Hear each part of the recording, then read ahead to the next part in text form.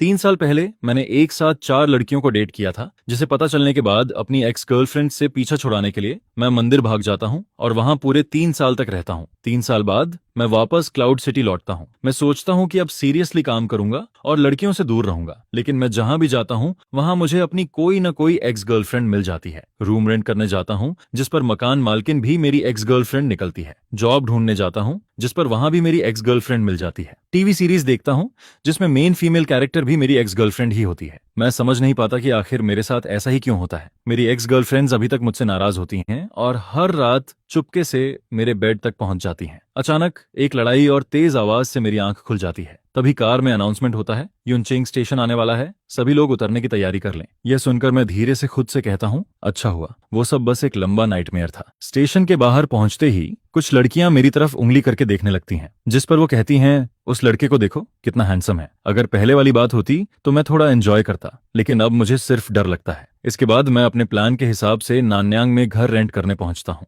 Agent ली वेइचियांग बड़े excitement के साथ मुझे एक नए लग्जरी अपार्टमेंट में लेकर जाता है। वह कहता है, ये 70 स्क्वायर मीटर का फ्लैट है, इतना बड़ा और लग्जरी, और अभी सिर्फ 1000 युआन में मिल रहा है। जिस पर मैं हैरान होकर पूछता हूँ, ब्रदर ली, ये घर सच में सिर्फ 1000 युआन का है? मुझे यकीन ही नहीं होता, इतना सस्ता होना तो हद से ज्यादा है। जिस पर ली वेइकियांग मुस्कुराते हुए कहता है, टेंशन मतलब मैं कोई फ्रॉड नहीं हूँ। ये लग्जरी अपार्टमेंट पहले स्कूल डिस्ट्रिक्ट हाउस था, लेकिन अब इसके दाम गिर गए हैं। लैंडलॉर्ड बस जल्दी से पैसे वापस पाना चाहती है। यह सुनकर मैं बहुत खुश हो जाता हूँ। मुझे लगता है कि मेरे अच्छे दिन शुरू हो रहे हैं और मैं तुरंत कॉन्ट्रैक्ट साइन कर देता हूँ। इसके बाद ली वेइचियांग मुझसे कहता है कि मैं थोड़ा वेट करूं। वो नीचे जाकर लैंडलॉर्ड को लेकर आता है और हैंडओवर करवा देता है। ज्यादा देर नहीं होती, तभी बाहर से ली वेइकियांग की आवाज आती है। उसके साथ एक लड़की अंदर आती है जिसके हाथ में नीली अम्ब्रेला होती है। वह हंसते हुए कहती है, तुमने तो बहुत अच्छा काम किया, इतनी जल्दी ये फ्लैट रेंट पर दे दिया। मैं अचानक मुड़कर उसके पैरों की तरफ देखता हूँ। दरवाजे से अंदर आते ही उसकी हाई हील्स सबसे पहले नजर आती हैं और उसके सफेद पैर के टखने पर एक खास बर्थ मार्क बना होता है। यह देखकर मैं तुरंत वॉशरूम में छिप जाता हूँ। तभी बाहर लिविंग रूम से लैंडलॉर्ड की आवाज आती है, वो आदमी कहाँ है? जिस पर मैं अपनी आवाज बदलकर कहता हूँ,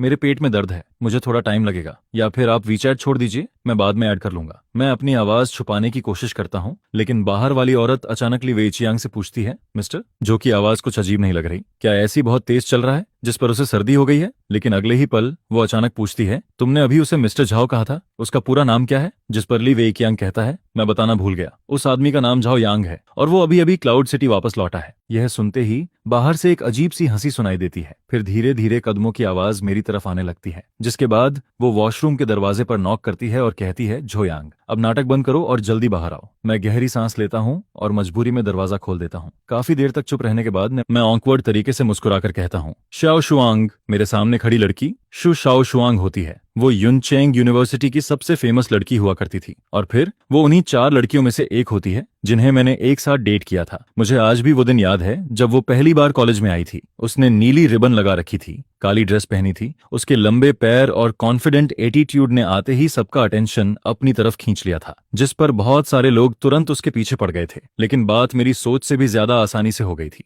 क्योंकि ये लड़की सेन यान फैमिली की बेटी थी और सिर्फ 1 महीने के अंदर ही वो मुझ पर पूरी तरह फिदा हो गई थी। उस वक्त वो मेरे लिए इतनी क्रेजी हो गई थी कि उसने यहां तक कह दिया था कि वो मुझे अपनी कंपनी का बॉस बना देगी और खुद मेरे साथ रहेगी। वो जितनी क्यूट थी उतनी ही खतरनाक भी थी। जब मेरा 4 लड़कियों वाला राज खुल गया था, तब सबसे पहले उसी ने मेरे ऊपर मिलियन युआन रिवॉर्ड लगा दिया था। अगर मुझे अपनी 4 एक्स गर्लफ्रेंड्स में से किसी एक से सबसे ज्यादा डर लगता था तो वो डेफिनेटली चू शाओशुआंग ही थी। इस वक्त इस रेंट वाले घर में माहौल बहुत अजीब हो जाता है, जिस पर ली वेइचियांग समझ जाता है कि मामला ठीक नहीं है और वो चुपचाप वहां से निकल जाता है। मैं जल्दी से कहता हूँ, ब्रदर ली, ये घर मेरे लिए सही नहीं है, मुझे मेरा डिपॉजिट भी नहीं चाहिए, मैं ये घर रेंट नहीं करूंगा। जिस पर शु शाओशुआंग मुझे घूरते हुए कहती है, क्या तुम फिर से भागना चाहते हो? कॉन्ट्रैक्ट साइन हो चुका है, अब इतनी आसानी से नहीं जा सकते। अगर तुमने जाने की कोशिश की तो मैं तुम्हें कोर्ट में घसीट दूंगी। मैं अभी अभी क्लाउड सिटी वापस आया होता हूँ और वो आते ही मुझे केस में फंसाने की धमकी देने लगती है। मेरी जॉब भी अभी तक फिक्स नहीं हुई होती, मैं सच में इतना झंझट नहीं झेल सकता। जिस पर मैं तुरंत अपना एटीट्यूड बदल देता हूँ और हंसते हुए कहता हूँ,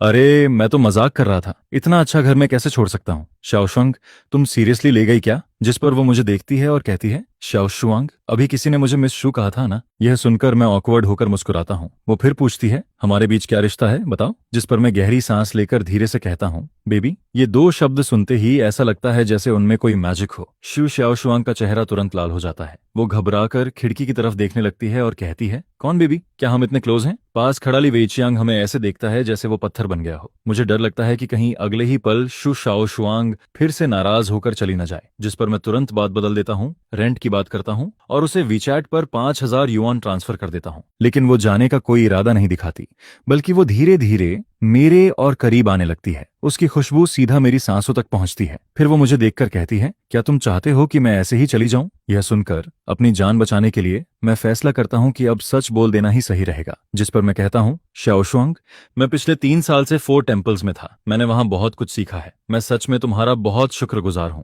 मुझे पता है कि मैंने तुम्हारे साथ बहुत गलत किया था, लेकिन मैं कसम खाता हूं अब आगे से मैं कभी किसी के साथ ऐसा नहीं करूंगा। मैं बस इतना कहना चाहता हूं कि मैं अब अपनी बीमारी से ठीक हो चुका हूं, इसलिए प्लीज मुझे परेशान मत करो। यह सुनकर शु शाओशुआंग कुछ देर के लिए चुप रह जाती है।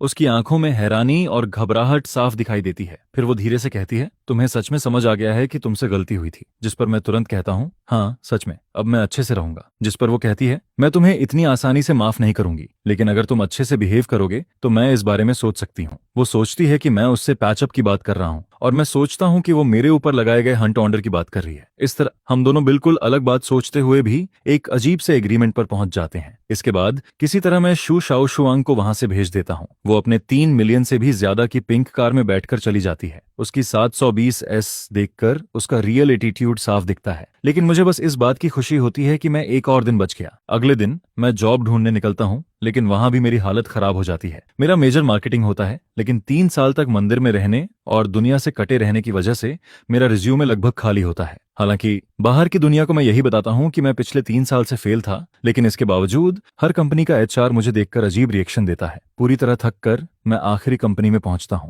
वहां इंटरव्यू रूम के बाहर कंपनी के स्टूडियो में कुछ गड़बड़ चल रही होती है। कोई कहता है कि किसी मॉडल की उंगली टूट गई है और इसी वजह से शूटिंग रुक गई है। जिस पर मैं मन ही मन सोचता हूं, क्या मैं 3 साल का बच्चा हूं जो इस तरह का बहाना मान लूंगा? तभी अंदर से एक आदमी गुस्से में कहता है, झो वेनेओ से कह दो कि मोशन मीडिया अब आगे कभी उसके साथ काम नहीं करेगी। वो खुद को समझता क्या है? इसी बीच मिस्टर झांग गुस्से में बाहर निकलता है। उसी समय मैं अपना मुड़ा हुआ रिज्यूमे हाथ में लेकर उदास चेहरा बनाए मीटिंग रूम से बाहर निकल रहा होता हूँ। मैं अभी हॉलवे से पूरी तरह बाहर भी नहीं निकल पाता। तभी उसकी नजर मुझ पर पड़ती है। वो मुझे ऊपर से नीचे तक देखता है और अगले ही पल उसका चेहरा बदल जाता है, जिस पर वो शॉक्ड होकर धीरे से कहता है, झो यांग। मैं मोशन मीडिया से बाहर निकलता हूँ। मेरा मूड पूरी तरह खराब हो चुका होता है। डिपॉजिट का पैसा भी खत्म होने वाला होता है और मैं सोचने लगता हूँ कि अब शायद मुझे खाना डिलीवर करना पड़ेगा। मैं अभी यही सोच ही रहा होता हूँ, तभी पीछे से वही एचआर भागते हुए आता है जिसने अभी मेरा इंटरव्यू लिया था। वो हाँफते हुए कहता है, 1 मिनट रुको। फिर वो कहता है, हमें लगता है कि तुम्हारी कंडीशन बहुत अच्छी है।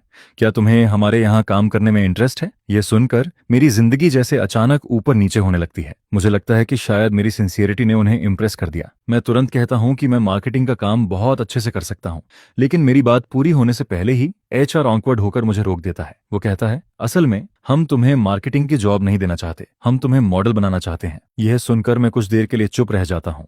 कॉलेज के टाइम पर भी किसी ने मुझे मॉडल बनने के लिए कहा था, लेकिन तब मैं अपनी 4 गर्लफ्रेंड्स के बीच इतना उलझा हुआ था कि मेरे पास बिल्कुल टाइम नहीं था। लेकिन अब सिचुएशन अलग होती है। यहाँ बेसिक सैलरी 8,000 होती है, ऊपर से कमीशन और डिविडेंड भी मिलता है, जबकि मार्केटिंग में सिर्फ 6,000 की सैलरी मिलती है, जिस पर मैं बिना कुछ सोचे तुरंत कॉन्ट्रैक्ट साइन कर देता हूँ। सर्वाइवल के लिए मैं मॉडल क्या, जरूरत पड़े तो ईंट भी उठा सकता हूँ। इसके बाद वो लोग मुझे एक प्रोफेशनल स्टूडियो में लेकर जाते हैं। मुझे लगता है कि शायद पहले कोई आसान ट्रेनिंग होगी, लेकिन वहां मौजूद लोग मुझे ऐसे देखने लगते हैं जैसे मैं कोई बहुत कीमती चीज हूँ। खासकर झोंग कुई नाम का फोटोग्राफर मुझे देखकर बार बार हैरान होता है। फिर वो लोग मुझे तेज लाइट्स के सामने खड़ा कर देते हैं और मेरी ऑकवर्ड मॉडलिंग करियर शुरू हो जाती है। लेकिन मुझे बिल्कुल नहीं पता होता कि इसके पीछे मिस्टर झांग का हाथ होता है। वही मिस्टर झांग जिसने कुछ देर पहले मेरे रिज्यूमे का मजाक उड़ाने वाले एचआर को डांटा था। इस वक्त वो दरवाजे की हल्की सी दरार से मुझे देख रहा होता है। उसकी आंखों में बहुत कॉम्प्लिकेटेड फीलिंग्स होती हैं। वो मुझे पोज करते हुए देखता है और धीरे से अपने होंठ काटता है। फिर वो मन ही मन कहता है, बेवकूफ, क्लाउड सिटी लौटकर भी मेरे पास नहीं आया। और यही मिस्टर झांग दरअसल मोक्सिन मीडिया की बॉस जेंग यूवेई होती है। वो मेरी दूसरी एक्स गर्लफ्रेंड होती है। पूरी शूटिंग में करीब 5 घंटे लग जाते हैं। मैं अभी ठीक से सांस भी नहीं ले पाता। तभी एक असिस्टेंट मेरे पास आता है और कहता है, मिस्टर झांग आपसे मिलना चाहती हैं, प्लीज मेरे साथ आइए। मैं अंदर जाता हूँ। बॉस चेयर पर एक औरत मेरी तरफ पीठ करके बैठी होती है। उसकी आवाज थोड़ी जानी पहचानी लगती है। वो पूछती है, काम कैसा लग रहा है? जिस पर मैं कहता हूँ काफी अच्छा है, थैंक्स, आपने मुझे ये मौका दिया। तभी वो अचानक पूछती है, तुम क्लाउड सिटी वापस कब आए? यह सुनते ही मेरे चेहरे की मुस्कान गायब हो जाती है। मैं सोचने लगता हूँ कि उसे कैसे पता चला कि मैं वापस आ गया हूँ। अगले ही पल वो धीरे से मुड़ती है। उसका चेहरा देखते ही मैं पूरी तरह शॉक हो जाता हूँ। वो झांग युवेई होती है। उसे देखते ही मेरी पुरानी यादें वापस आने लगती हैं।